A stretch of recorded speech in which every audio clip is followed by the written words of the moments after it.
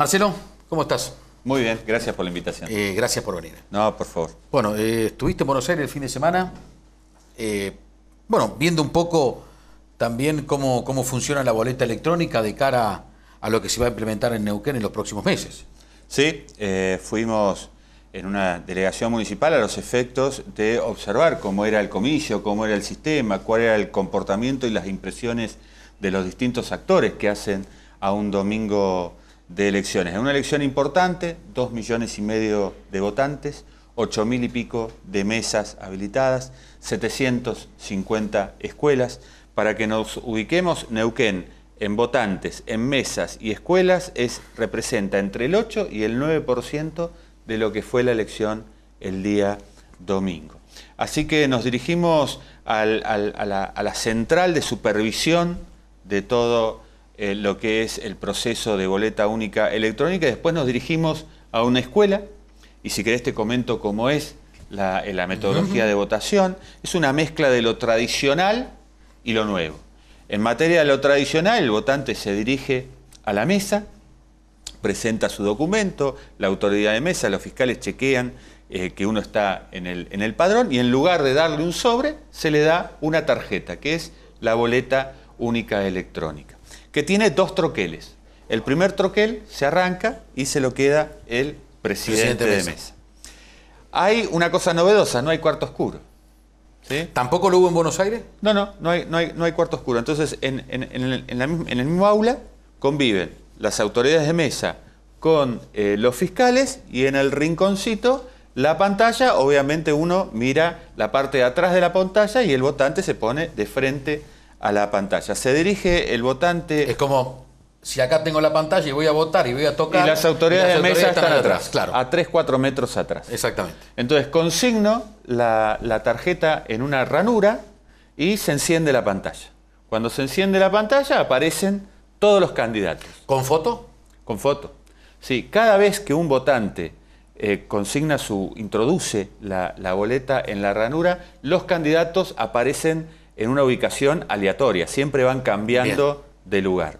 Entonces uno va tocando la pantalla en función del candidato que quiere elegir. En este caso en Buenos Aires habría 2 ahora, porque era el balotaje. Había 2, pero en su momento la primera lectura de la pantalla era si quería votar lista completa o si quería votar por categoría. Si era lista completa, obviamente aparecían los candidatos a intendente, uno votaba lista completa, entonces aparecían de esa misma lista el intendente, los concejales y los comuneros, que dicho en buenos términos sería el jefe de gobierno de la Ciudad de Buenos Aires, los diputados y los comuneros. Y si no, uno votaba por categoría. Entonces aparecía primero los candidatos a jefe de gobierno. Esa pregunta, sí. ¿la realiza la máquina a través de un escrito? Sí, a través de un escrito. Sí. Y uno va tocando.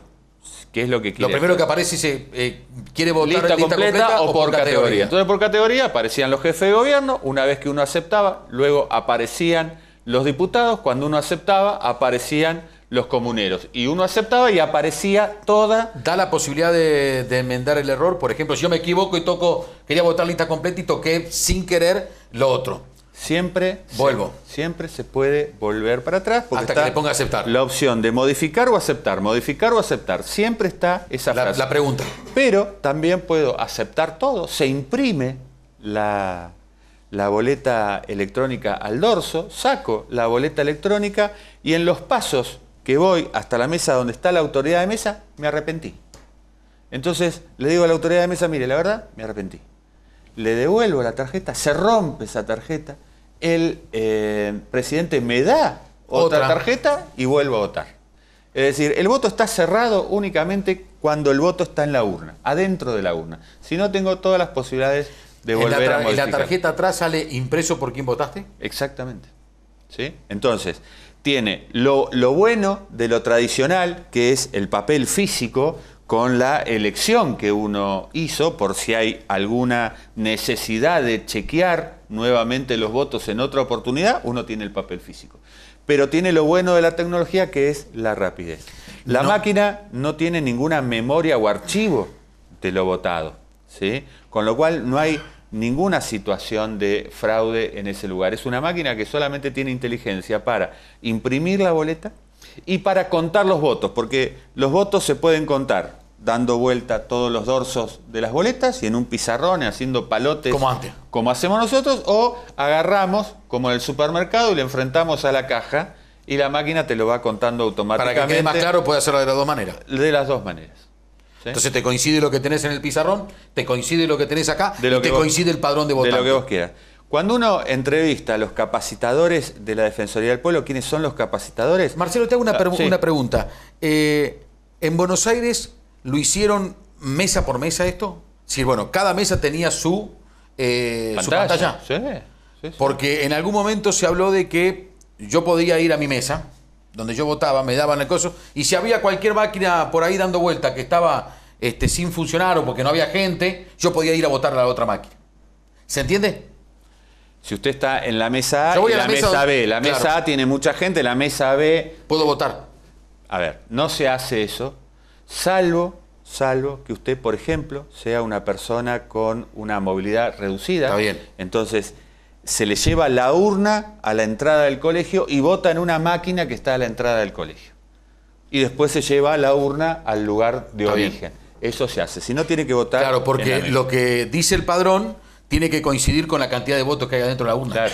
Como el estilo viejo. Usted puede votar en cualquier máquina. Por eso una persona, repito, con dificultades motrices puede votar en las máquinas de la planta baja cuando en realidad tendría que votar en el primer piso. Pero si el voto adentro de la urna de la mesa que me corresponde. De la del primer piso. Claro. ¿Sí? De la mesa eso es lo que tiene que hacer. Está bien, para que después coincida con la cantidad del votante. Pero puede votar en cualquier máquina porque como la máquina no archiva el voto, claro, no importa. Lo importante y a la es que hora de leer esto solamente acercar el chip. Es acercar. Va leyendo lo que...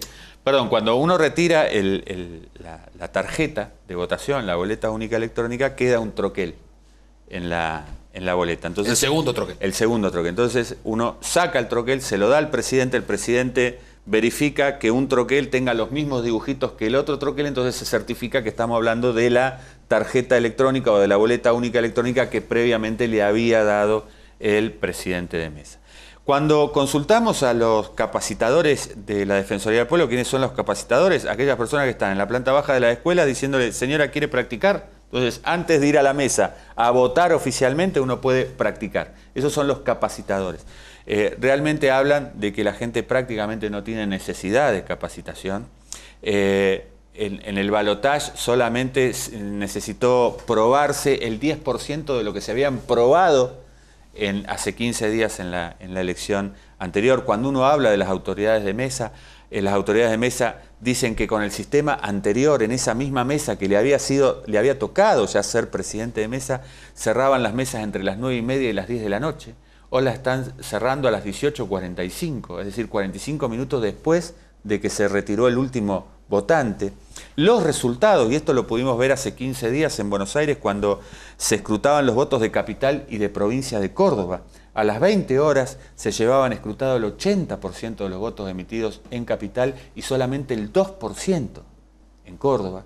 Es decir, estamos hablando de más agilidad, de más transparencia, estamos hablando de la eliminación de discusiones entre fiscales, si el voto es nulo, si el voto es recurrido. Si alguien se robó los votos de arriba de la mesa. Si alguien se robó la boleta, si hacemos voto en cadena, si no hacemos voto en cadena, si le ponemos el sobrecito a la gente no con hay el más, voto. No hay más votos nulos.